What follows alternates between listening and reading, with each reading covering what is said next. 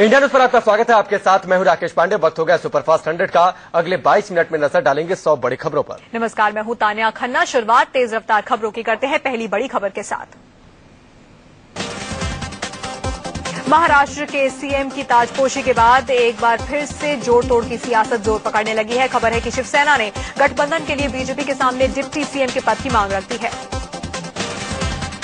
इससे पहले कल बीजेपी अध्यक्ष अमित शाह ने शिवसेना प्रमुख उद्धव ठाकरे से बात की थी। बताया जा रहा है कि दोनों के बीच नई सरकार में शिवसेना के शामिल होने को लेकर बातचीत हुई।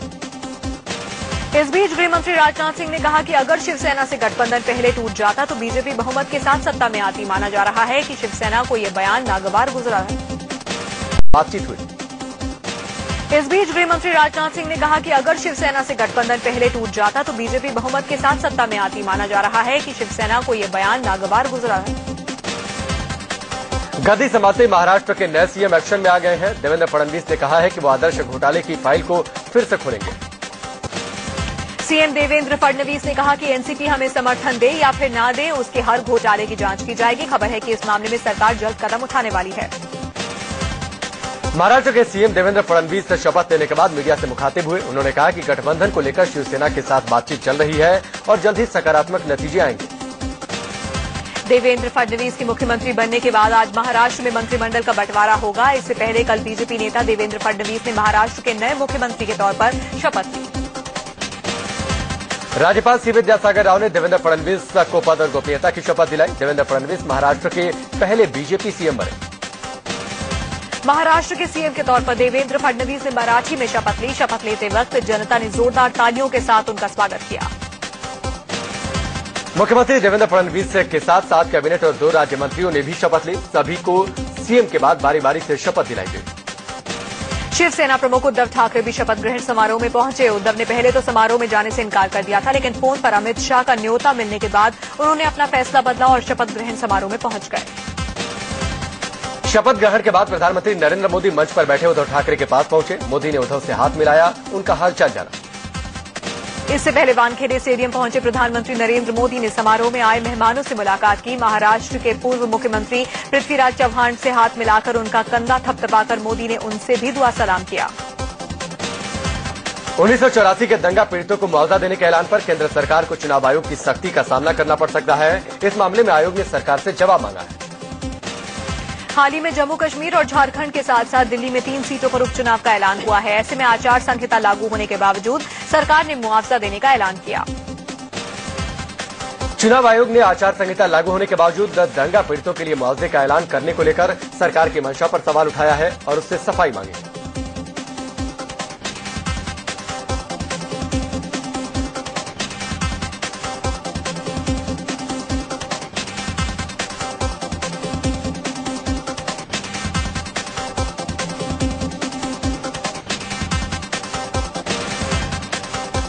आज पंजाब बंद का ऐलान किया गया है। इस दौरान लुधियाना में कई प्रदर्शनकारियों ने ट्रेनें रोककर प्रदर्शन किया। यहां पर कई प्रदर्शनकारियों को पुलिस ने हिरासत में लिया।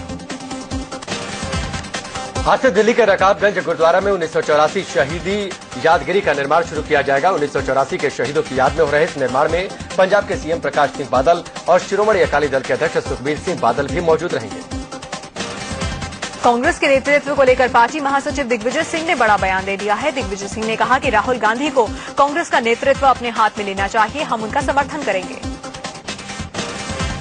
दिग्विजय सिंह ने आगे कहा कि हर राजनीतिक दल में उतार चढ़ाव आते रहते हैं। आप सीपीएम या फिर लालू यादव की आरजेडी की बुरी स्थिति की बात क्यों नहीं करते। दिग्विजय ने कहा कि पार्टी की बुरी हालत का नेतृत्व से कोई लेना देना नहीं है। राहुल गांधी के लिए नेतृत्व अपने हाथ में लेने का इससे बढ़िया मौका नहीं हो सकता। मोदी सरकार ने एक बार फिर से पेट्रोल और डीजल कीमतों में कटौती का ऐलान किया है। पेट्रोल ₹2.41 और डीजल ₹2.25 सस्ता हुआ है। कटौती के बाद अब दिल्ली में पेट्रोल ₹64.24 प्रति लीटर हो गया है। कोलकाता में पेट्रोल की नई कीमत ₹71.68 हो गई है। मुंबई में ₹71.91 और चेन्नई में ₹67.01 प्रति लीटर पेट्रोल मिलेगा। वहीं अब दिल्ली में डीजल ₹53.35 प्रति लीटर हो गया है। कोलकाता में डीजल का नया रेट ₹57.95 प्रति लीटर, मुंबई में ₹61.04 और चेन्नई में ₹56.84 प्रति लीटर हो गया है। तो वहीं दूसरी तरफ आज से एटीएम से पैसा निकालना महंगा हो गया है। नए नियम के तहत दूसरे बैंक के एटीएम से एक महीने में सिर्फ 3 बार ही फ्री में रकम निकाली जा सकती है। अपने बैंक के एटीएम से ग्राहक 5 बार ही फ्री में पैसा निकाल सकता है। इसके बाद पैसा निकालने पर 20 रुपए का एक्स्ट्रा चार्ज लगेगा। मध्य प्रदेश में काली कमाई के एक और कुबेर का खुलासा हुआ है। उज्जैन में जल संसाधन विभाग के एसडीओ के घर पर लोकायुक्त की टीम ने छापेमारी में करोड़ों की संपत्ति का पता लगाया है। एसडीओ की शुरुआती जांच में आलीशान बंगले के अलावा प्लॉट, गाड़ियां, गहने और कई बैंकों में खाते की बात सामने आई है। लोकायुक्त ने एसडीओ के खिलाफ मामला दर्ज कर लिया है। रिलायंस इंडस्ट्रीज के मुखिया मुकेश अंबानी अपनी पत्नी नीता अंबानी के जन्मदिन का जश्न मनाने के लिए परिवार सहित आज वाराणसी पहुंच रहे हैं। उनके साथ कई फिल्मी हस्तियां भी मौजूद होंगी। तय कार्यक्रम के मुताबिक मुकेश नीता अंबानी के साथ बाबा विश्वनाथ का 2.5 मन दूध से अभिषेक करेंगे। इसके बाद सभी सेलिब्रिटीज गंगा आरती में शामिल होंगे। दिल्ली में उपचुनावों को लेकर बीजेपी की चुनाव समिति की बैठक हुई। बीजेपी चुनाव समिति की बैठक में उपचुनावों के लिए बीजेपी उम्मीदवारों के नाम पर मंथन किया गया। प्रधानमंत्री नरेंद्र मोदी ने आज केंद्र सरकार के सभी सचिवों को मुलाकात के लिए चाय पर बुलाया है। सचिवों से मुलाकात के दौरान मोदी अब तक किए गए काम की जानकारी लेंगे और आगे के कदमों के बारे में चर्चा करेंगे। गृह मंत्री राजनाथ सिंह ने कहा कि साइबर क्राइम पर लगाम कसने के लिए कानून और सख्त किए जाएंगे। राजनाथ सिंह ने कहा कि गृह मंत्रालय साइबर कानून को सख्त बनाने के लिए दिन रात काम कर रहा है। आज से देश भर में बीजेपी का सदस्यता अभियान शुरू हो रहा है। पीएम मोदी इसके पहले सदस्य होंगे। सदस्यता अभियान कार्यक्रम की शुरुआत शाम 4:30 बजे बीजेपी के दफ्तर 11 अशोका रोड से होगी। प्रधानमंत्री नरेंद्र मोदी पार्टी सदस्यता अभियान की शुरुआत करेंगे।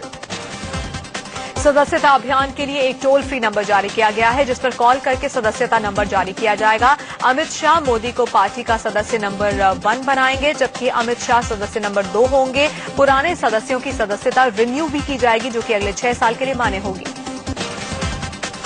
सूचना और प्रसारण मंत्री प्रकाश जावड़ेकर आज वाराणसी में सफाई अभियान की शुरुआत करेंगे। कालेधन के मसले पर बीजेपी नेता सुब्रमण्यम स्वामी ने पीएम मोदी को चिट्ठी लिखकर मंत्रियों से इस मसले पर हलफनामा मांगने की मांग की है। स्वामी के मुताबिक उन्हें ये बताना चाहिए कि उनका या फिर उनके परिवार के लोगों का विदेश में कोई अवैध खाता तो नहीं है। सुब्रमण्यम स्वामी ने पीएम मोदी को लिखी अपनी चिट्ठी में कहा है कि जिस तरह सुप्रीम कोर्ट में काले धन को लेकर सरकार अपना पक्ष रख रही है, उससे देश की जनता और बीजेपी कार्यकर्ताओं को घोर निराशा हुई है। स्वामी ने चिट्ठी में सुझाव दिया है कि एक अध्यादेश जारी करके विदेशों में रखे पैसे को राष्ट्रीय संपत्ति घोषित किया जाए।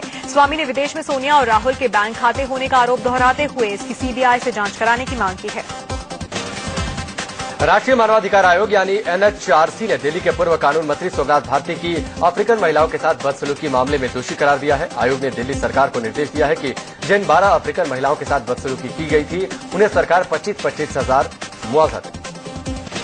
अफ्रीकन महिलाओं के गैरकानूनी कामों में शामिल होने की शिकायत पर 25 जनवरी की रात सोमनाथ भारती ने खुद दिल्ली के खिड़की एक्सटेंशन पर छापा मारा था। हालांकि वारंट नहीं होने पर दिल्ली पुलिस ने इस काम में सहयोग करने से इनकार कर दिया था।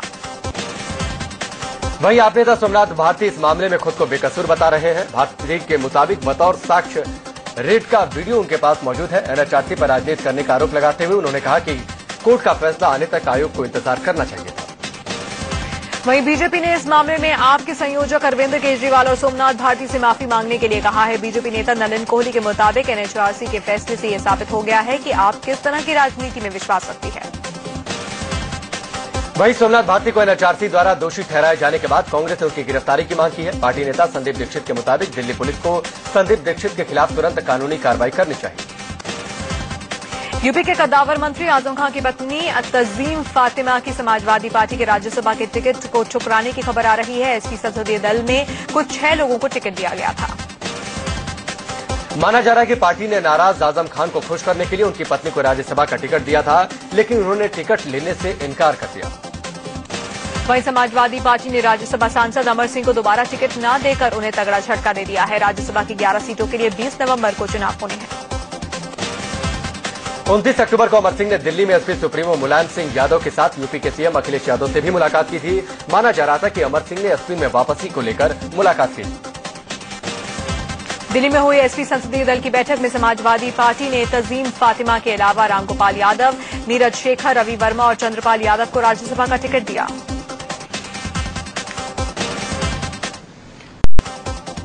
दिल्ली के पास गाजियाबाद में बीएसपी पार्षद की गोली मारकर हत्या कर दी गई। लूनी इलाके में पार्षद शौकीन को कई गोलियां मारी गईं।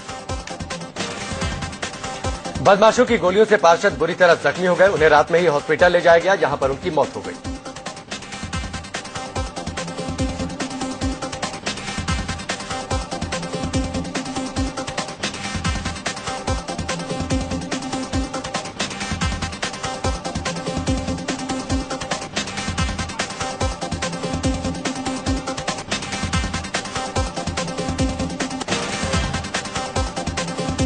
आपको बता दें कि ये हत्यारे स्विफ्ट कार में आए थे। आरोपियों की संख्या 3 बताई जा रही है। हत्या के बाद से इलाके में तनाव का माहौल है। दिल्ली पुलिस के सिपाही की संदिग्ध हालत में मौत का मामला सामने आया है। सौरभ मलिक नाम के कांस्टेबल का शव पंखी से लटका हुआ मिला। सौरभ इंदिरा गांधी एयरपोर्ट पर तैनात था। सौरभ 27 अक्टूबर से ड्यूटी पर नहीं गया था। कल शाम को जब उसका साथी उसके बैरक में पहुंचा तब जाकर मामला खुला। गाजियाबाद में 3 साल के बच्चे का अपहरण हो गया। बदमाश घर के बाहर से बच्चे को चॉकलेट का लालच देकर उठाकर ले गए। अपहरण की यह वारदात घर के बाहर लगे सीसीटीवी कैमरे में कैद हो गई।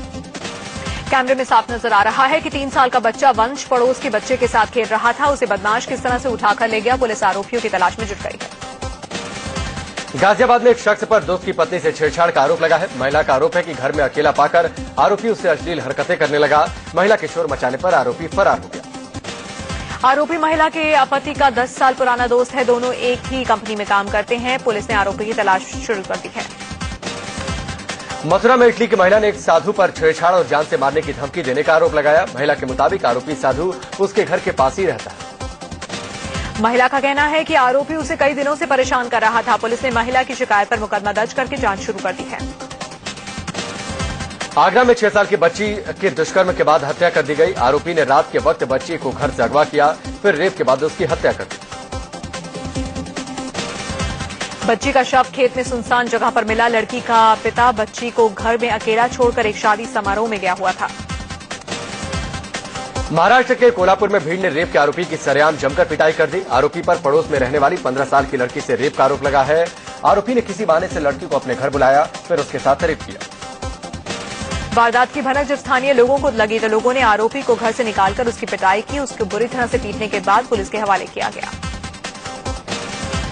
यूपी के गोंडा में ससुराल वालों पर दहेज के लिए महिला को जिंदा जलाकर मारने का आरोप लगा। 32 साल की महिला को जिंदा जलाया गया। इलाज के दौरान उसकी मौत हो गई। केस दर्ज न करने पर महिला के परिजनों ने हाईवे पर शव को रखकर जाम लगा दिया। पुलिस ने परिजनों को किसी तरह शांत कराया और मुकदमा दर्ज किया। यूपी के मैनपुरी में दहेज हत्या का मामला सामने आया है। आरोप है कि ससुराल वालों ने दहेज नहीं मिलने पर विवाहिता की पीट कर हत्या कर दी। शिकायत मिलने पर महिला के अंतिम संस्कार के समय पुलिस पहुंच गई और शव को कब्जे में ले लिया। वेस्ट दिल्ली में देर शाम पुलिस ने 10 बार और रेस्टोरेंट्स पर छापा मारा। रेड के दौरान कई लड़के और लड़कियां हुक्का पीते और नशा करते पाए गए। इन बार और रेस्टोरेंट्स के पास हुक्का परोसने का लाइसेंस नहीं था।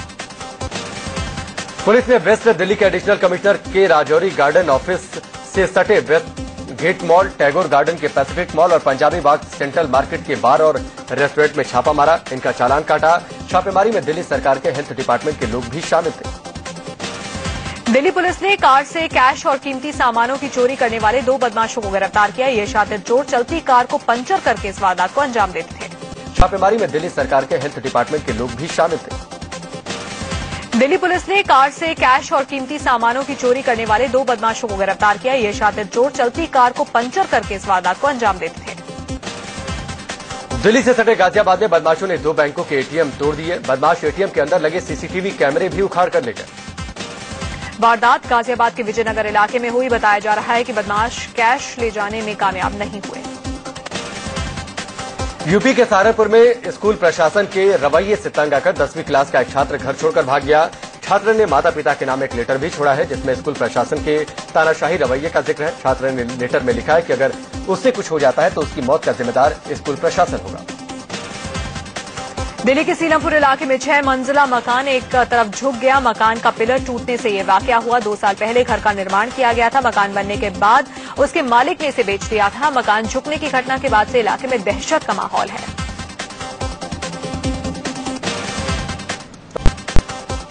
दिल्ली की पटियाला हाउस कोर्ट ने पूर्व दूरसंचार मंत्री ए राजा और डीएम के नेता कनिमोई के खिलाफ आरोप तय कर दिए हैं। प्रवर्तन निदेशालय की ओर से दायर आरोप पत्र पर कोर्ट ने यह आदेश जारी किया।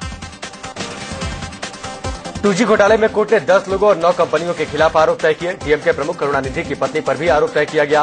अगली सुनवाई 11 नवंबर को होगी। इलाहाबाद हाईकोर्ट ने निथारी कांड में दोषी सुरेंद्र कोहली की फांसी पर 25 नवंबर तक रोक लगा दी है। साथ ही फांसी पे देरी पर केंद्र और राज्य सरकार से जवाब मांगा है। नौकरानी की हत्या में पत्नी जागृति सिंह के साथ आरोपी बनाए गए बीएसपी के पूर्व सांसद धनंजय सिंह को पटियाला हाउस कोर्ट ने नियमित जमानत दे दी है। अभी वो अंतरिम जमानत पर चल रहे हैं। कोर्ट ने कहा कि धनंजय ने अंतरिम जमानत का दुरुपयोग नहीं किया और गवाहों को धमकाने की भी कोई कोशिश नहीं की, इसलिए उन्हें नियमित जमानत दी जा रही है। उत्तराखंड के राज्यपाल अजीज कुरैशी ने कहा है कि जो लोग गाय की हत्या करते हैं उन्हें भारत में रहने का कोई हक नहीं। जम्मू कश्मीर के शोपियां में सेना ने आतंकियों की बड़ी साजिश का पर्दाफाश किया। 4 किलो का आईईडी बम बरामद करने के बाद उसे डिफ्यूज किया गया। सड़क किनारे जब आईईडी बम का धमाका कराया गया, आग की लपटों के साथ धमाका इतना जोरदार था कि इलाके में काफी दूर तक उसकी आवाज सुनाई दी। पुणे में 5 मंजिला इमारत गिरने का वीडियो सामने आया है। हालांकि अंधेरे की वजह से तस्वीरें बहुत साफ नहीं है, लेकिन वीडियो में दिख रहा है कि पूरी बिल्डिंग अचानक भरभराकर गिर जाती है। लखनऊ में गृहमंत्री राजनाथ सिंह के बेटे और बीजेपी नेता पंकज सिंह केंद्रीय मंत्री उमा भारती के सुरक्षा कर्मियों से भिड़ गए। दोनों के बीच जमकर झड़प हुई। बताया जा रहा है कि लखनऊ में आयोजित रन फॉर यूनिटी में उमा भारती के साथ पंकज सिंह भी दौड़ में शामिल होने के लिए वहां पर पहुंचे थे, लेकिन सुरक्षाकर्मी उन्हें पहचान नहीं पाए और खुद को रोके जाने से वो भड़क गए। हरियाणा पुलिस ने सोनीपत के गोहाना में हुई बैंक लूट मामले का भंडाफोड़ करने का दावा किया है। पीएनबी की ब्रांच में हुई इस लूट के सिलसिले में पुलिस ने 3 लोगों को गिरफ्तार किया है। इससे पहले पुलिस को उस घर के मालिक और इस मामले के आरोपी महिपाल की लाश मिली थी। पुलिस घर के मालिक महिपाल को इस घटना का मास्टरमाइंड बता रही है। पुलिस ने बदमाशों से 43 किलो 600 ग्राम जेवर और 60,000 रुपए नकद बरामद किए हैं।